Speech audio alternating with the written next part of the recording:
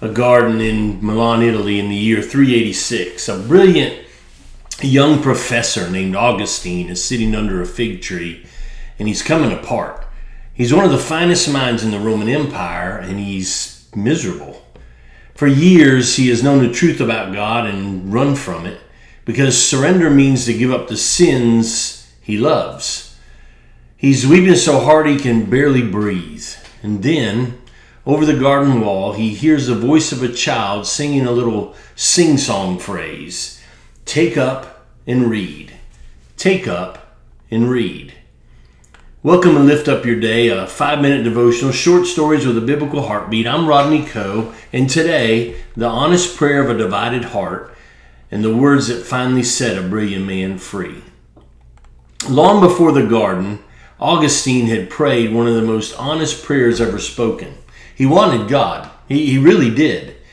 But he also wanted his old life, his pleasures, the sins that had a grip on him. And so he prayed in his own words, Lord, give me purity, but not yet.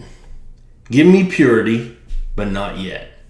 If you've ever wanted to do the right thing someday, just not today, you have prayed Augustine's prayer. He knew what was good. He simply was not ready to let go of what was killing him.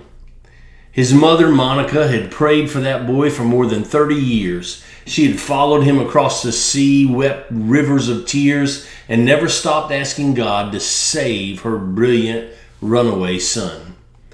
And now here he was in the garden, finally at the end of himself. When he heard the child's voice say, take up and read, he ran where he had left a scroll of Paul's letters. He opened it and his eyes fell on Romans chapter 13.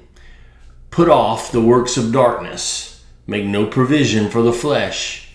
Put on the Lord Jesus Christ.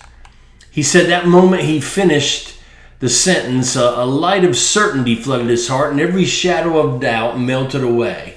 The prayer he had been afraid to pray, the prayer for purity now and not someday, was finally answered. He stopped running. He surrendered everything. That broken man under the fig tree became Augustine of Hippo, one of the greatest teachers the church has ever known, whose words still shape how we understand God 16 centuries later. Maybe you've been praying Augustine's prayer without knowing its name. Lord, change me, but not yet. Lord, I will deal with that, just not today. There is a mercy in finally being honest with God. God already knows the part of your heart that is holding back. You can stop pretending and simply tell him, like Augustine did, that you are divided and you need him to make you whole. Hear the words that freed Augustine. Romans 13:14. Put on the Lord Jesus Christ and make no provision for the flesh to fulfill its lusts. Notice the choice. Stop feeding the thing that is starving your soul and put on Christ instead. The someday you keep promising God can become today. Augustine waited years for a freedom that was available the whole time. Do not wait as long as he did.